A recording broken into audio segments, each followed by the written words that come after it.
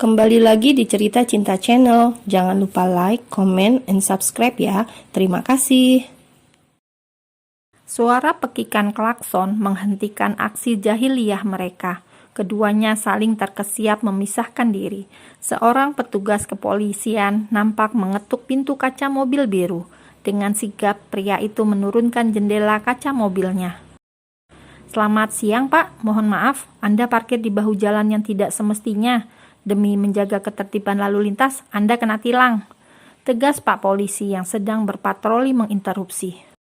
Tapi Pak, saya hanya berhenti sebentar. Ini sudah mau jalan. Kilah biru mencoba mangkir. Gara-gara rasa kesal, ia sampai lupa dan berhenti tanpa melihat sekitaran. Pria itu menggerutu kesal. Silakan adik turun, titahnya. Polisi tersebut meneliti penampilan biru yang cukup lecek dan acak-acakan. Tentu saja atas ulah Hilda yang agresif. Kalian melakukan tindakan amoral di dalam mobil, tuduhnya penuh selidik. Bukan hanya mobil mereka yang kena gerek, tetapi keduanya juga digelandang ke kantor polisi untuk dimintai keterangan terkait tindakan anak remaja yang mesum di pinggir jalan. Ini semua gara-gara lo, Dak. Kenapa tidak tahu tempat sih? Bentaknya kesal. Pria itu mengomel sepanjang jalan. Boro-boro dapat iya-iya, yang ada mereka mengalami kenaasan yang bertubi.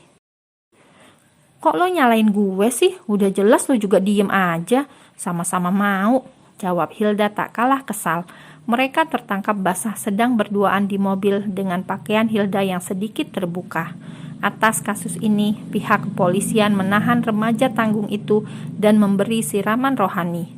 Ia bisa pulang setelah dijemput orang tuanya. Jelas Biru dan Hilda tidak mau menghubungi kedua orang tua mereka masing-masing. Hilda yang di tanah perantauan, sementara Biru sudah jelas tamat riwayatnya jika orang tua mereka tahu sedang berbuat yang tidak senonoh dengan perempuan selain dengan istrinya. Biru kesal sendiri setelah hampir 1 jam dimintai keterangan dan juga siraman rohani. Pria itu dan juga Hilda masih tertahan di kantor polisi. Mereka tidak bisa pulang tanpa ada yang menjemputnya. Al, lo telepon dong orang tua lo, biar jemput kita, bilangin lah. Pinta Hilda tak sabaran. Gue gak mau ya menginap di kantor polisi malam ini, sambung perempuan itu kesal. Lo bisa diem gak sih? Ini gue juga lagi mikir cari solusi. Semua emang gara-gara lo, tau gak? Bentaknya kesal. Mereka malah berdebat sengit tanpa ada yang mau mengalah. Baik Hilda dan Biru tidak mungkin memanggil orang tua mereka. Biru tentu saja takut tindakan amoralnya diketahui kedua orang tuanya. Apalagi kalau sampai mereka tahu dirinya bersama wanita lain. Bukan hanya marah, papa sama mamanya akan sangat murka. Biru masih bergelut dengan pikirannya sendiri, memikirkan solusi yang paling tepat untuk kelangsungan hidupnya. Sementara Hilda dengan sangat terpaksa akhirnya meminta bantuan sahabatnya sendiri, yaitu Inggit. Perempuan itu menghubungi Inggit untuk menjemputnya dengan memberi kesaksian berperilaku baik. Inggit yang tengah berada di rumah sakit cukup terkejut mendengar perihal tertangkapnya sahabatnya itu. Ia yang tengah bertugas menjaga Romo pun undur diri dan pamit dari sana untuk menjenguk Hilda yang tengah kesusahan. Mau kemana, Ndok? Tanya Bu Tami menginterupsi. Teman Inggit butuh bantuan, Bu. Inggit pergi sebentar. Gadis itu meninggalkan rumah sakit yang baru sejam yang lalu Inggit singgahi setelah menghabiskan waktu sesorean dengan Ares. Ares hanya mengantar ke rumah sakit. Ia belum menjenguk romonya Inggit karena gadis itu tidak mengizinkan. Terkait hal itu, sebenarnya Ares tengah mencari tahu kehidupan Inggit yang sesungguhnya. Ares benar-benar merasa harus menyelami kehidupan perempuan unik yang telah mencuri sepertiga dari hatinya itu. Inggit datang ke kantor polisi dengan wajah cemas. Biar bagaimanapun, Hilda adalah sahabatnya yang butuh pertolongan atas dirinya.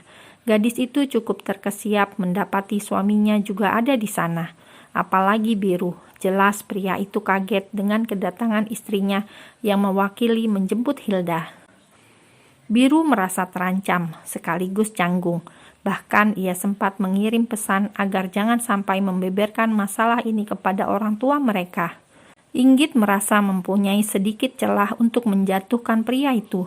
Ia diam, tetapi tentu saja sedang mencari cara yang jitu untuk membuat pria itu tidak bertingkah dengan terus mengancamnya lagi dalam bentuk apapun. Setelah drama penjemputan Hilda yang cukup pelik, akhirnya perempuan itu boleh pulang dengan syarat-syarat tertentu. Sementara Biru masih tertahan di sana. Cukup jelas, Biru menatap tajam Inggit sebelum istrinya itu meninggalkan kantor polisi. "Mampus loh," ucap Inggit tanpa suara, menyerukan isi hatinya yang ingin tertawa dengan kenaasan yang menimpa suaminya itu. "Sialan lo, Inggit, gua bales ntar.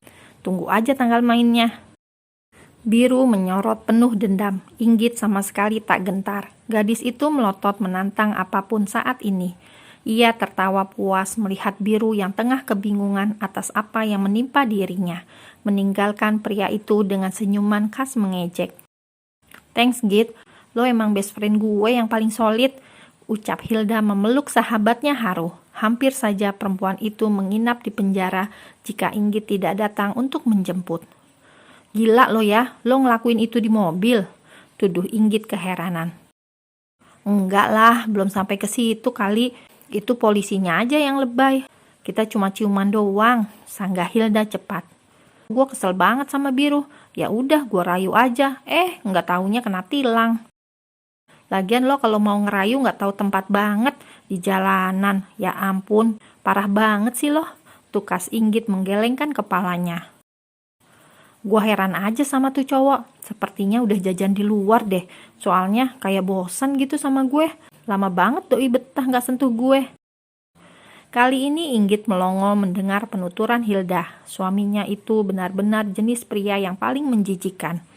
Walaupun Inggit terlihat cuek dan tidak peduli mendengar penuturan Hilda, ada rasa sedikit yang mencubit hati kecilnya.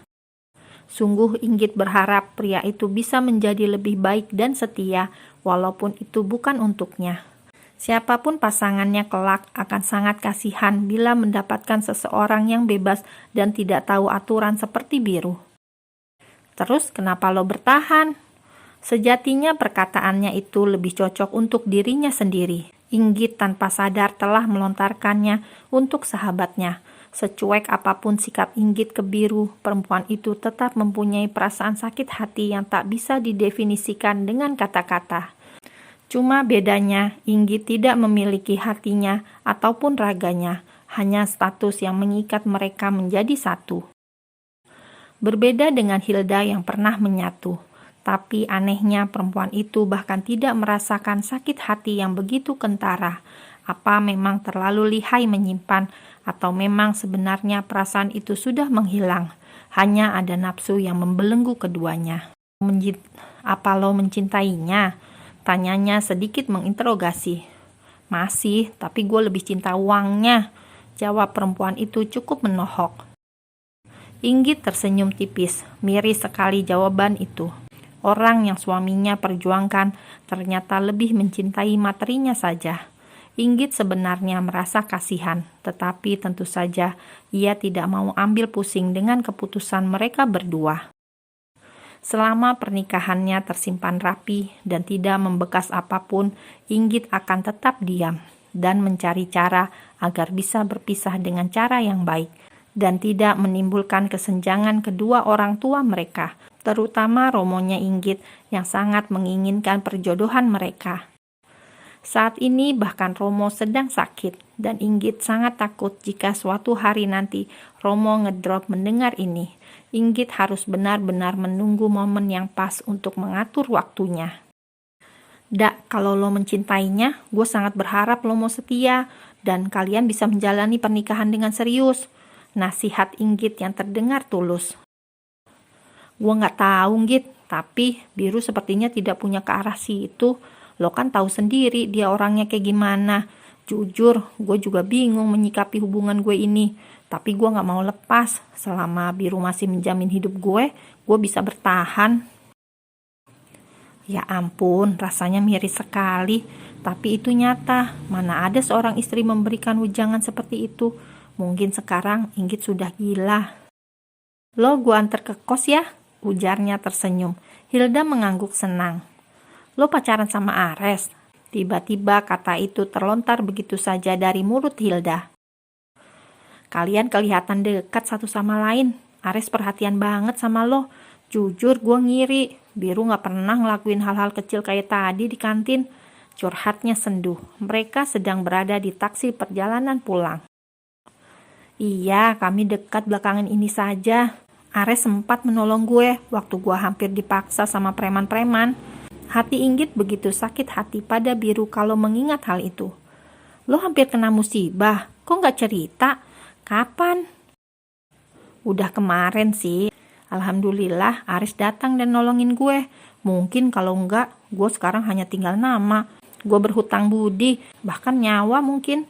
Jadi tidak mungkin gue menolak kebaikan Ares untuk dekat dengan gue. Hilda tidak pernah tahu bahwa sumber masalahnya dari Biru.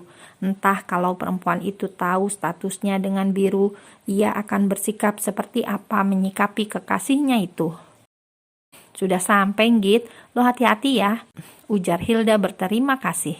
Inggit mengangguk patuh dan langsung berujar pamit. Lo beneran gak mau nginep sini aja? Tawarnya sebelum gadis itu beranjak. Lain kali aja, Dak. Gue harus kembali ke rumah sakit. Romo gue sakit. Romo lo sakit? Gue turut berduka. Besok insya Allah gue jenguk, ujar Hilda. Gue duluan ya. Pamit Inggit. Gadis itu langsung menuju rumah sakit.